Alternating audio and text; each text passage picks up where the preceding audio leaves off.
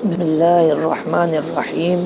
تذکیر اور تانیث جنس کے اعتبار سے اسم کی دو قسمیں، مذکر اور مؤنث، جنس کے اعتبار سے، اور بھی دوسری قسموں کے اعتبار سے، دوسری چیزوں کے اعتبار سے اسم کی قسمیں، یہاں بات ہم کر رہے ہیں جنس کے اعتبار سے۔ دو قسمیں، ایک مذکر ایک مؤنث، اسی کو تذکیر اور تانیث بھی کہتے ہیں۔ اسم مؤنث دو طرح کے ہیں، نمبر ایک قیاسی، نمبر دو سماعی۔ پھر قیاسی کی دو قسمیں ہیں، ایک لفظی اور معنوی۔ مؤنث لفظی تین علامت ہیں، مؤنث لفظی کی تین علامت ہیں جو اسم کے آخر میں ہوتی ہیں، اور وہ حسب ذیل ہیں۔ نیچے دیکھیے، نمبر ایک تائے تانیث یعنی گولتا، جیسے امرأۃ، بقرۃ، عالمۃ، مفتوحۃ، الفضۃ وغیرہ۔ یہ سب مؤنث ہیں کیونکہ ان کے آخر میں گولتا موجود ہے، اور گولتا مؤنث کی لفظی علامت ہے۔ نمبر دو الف مقصورہ، یعنی یہ چھوٹی الف جس کو ہم کھڑا زبر کہتے ہیں، جیسے سلمہ، الصغریٰ، الحسنیٰ وغیرہ۔ یہ سب مؤنث ہیں کیونکہ ان میں مؤنث کی لفظی علامت یعنی چھوٹی الف، الف مقصورہ موجود، یعنی کھڑا زبر موجود ہے۔ نمبر تین الف ممدودہ، جیسے اسماء، حسناء وغیرہ، کہ یہ اس میں الف ممدودہ ہے، بڑی الف، یہ حمزہ سے پہلے، ایسی حسناء میں حمزہ سے پہلے، تو یہ مؤنث لفظی کی، قیاسی کی لفظی علامت ہے۔ صفت مشبہ جو افعلو کے وزن پر آئے، اس کا اسم مؤنث اسی فعلہ کے وزن پر آتا ہے، جیسے احمر سے حمراء، اسود سے سوداء، اصفر سے صفراء، ازرق سے زرقاء، احسن سے حسناء۔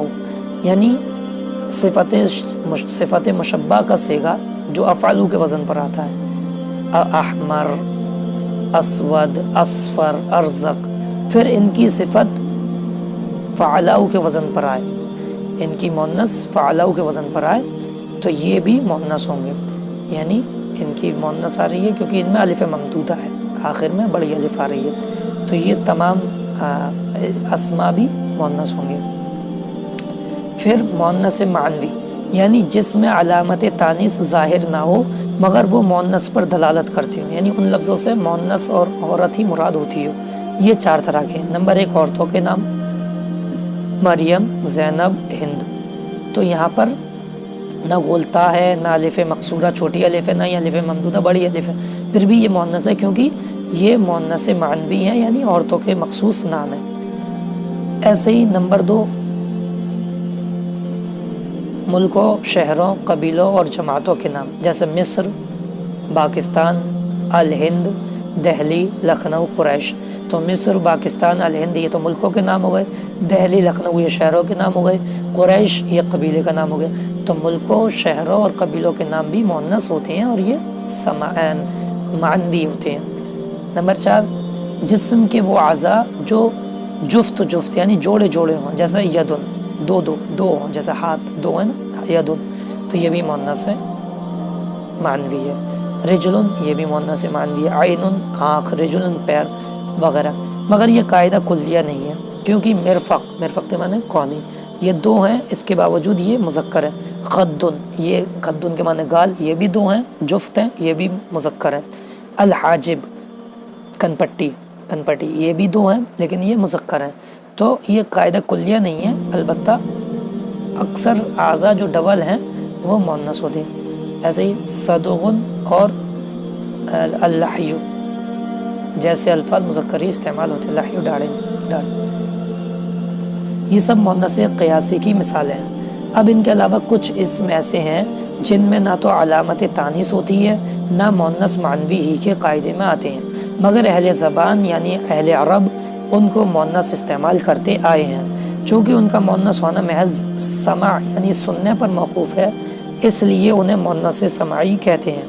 ذیل میں مؤنث سماعی کے کچھ الفاظ درج کیے جاتے ہیں: اذن کان، ارض زمین، ارنب خرگوش، اصبع انگلی، بئر کنواں، جحیم جہنم، جہنم حرب جنگ، دار گھر، ذراع بازو، رجل پیر، رحم رحم مدر رحم، رحین چکی، ریح ہوا، سقر جہنم کا نام ہے، سن دانت، ساکن پنڈلی، شمسن سورج، شمال جانب شمال جانب،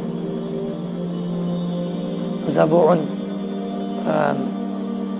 ایک جانور ہے شاید کھور کا بچو، عووزن عصا لاٹھی، عقبن عین آنکھ، فأسن کلاڑی، فخذن ران، فلکن قدمن قدم، کاس گلاس، کتفن کندھا، کرش کفن ہتھیلی، نارن آگ، نعلن جوتا، نابن دانت نکیلے دانت، ورکن چاندی، یدن ہاتھ، یمین دائیں جانب۔